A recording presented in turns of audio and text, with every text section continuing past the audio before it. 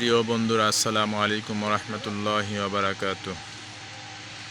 আমার সামনে যে দেখতে পাচ্ছেন আপনারা, এটার নাম হলো খেসা ফ্যান। অনেকে আমরা নেট ফ্যান বলি, জালি ফ্যানও বলি।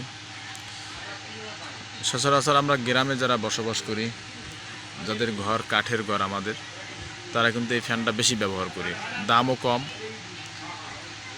ঘরও থাকে নিচু, যার কারণে এই ফ্যানগুলোই বেশি ব্যবহার করা হয়। তো আমাদের জন্য অনেক শিক্ষামূলক বিষয় হলো এটা, যে আমরা এই ফ্যানগুলা বিশেষ করে 6 মাস 1 বছর চলার পর কিন্তু ফ্যানগুলা নষ্ট হয়ে যায়।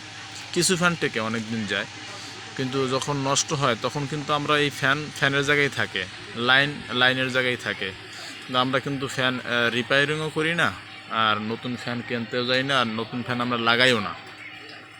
ফ্যানের জায়গায় থাকে।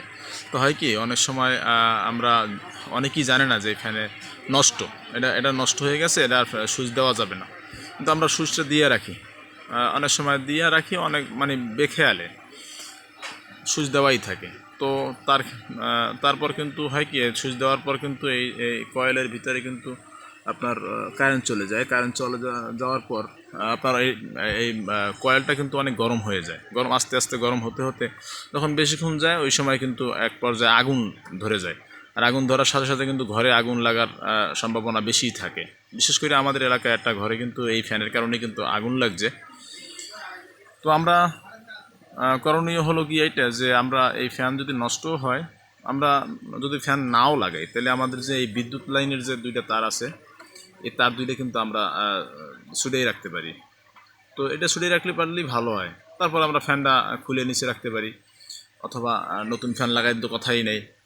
তো যদি আমাদের ফ্যান নষ্ট হয়, তাহলে আমরা যদি নতুন ফ্যান নাও কিনি, তাহলে আমাদের এই পুরান ফ্যানটা অন্ততপক্ষে আমাদের লাইন যেন ছুটানো থাকে বা ছুটিয়ে দিই আমরা, তাহলে ওই ভুলটা আর হয় না। অনেক সময় বেখেয়ালে অনেক বাচ্চারা আছে, মহিলারা আছে, তারা কিন্তু এই লাইন দিয়ে রাখে বেখেয়ালে।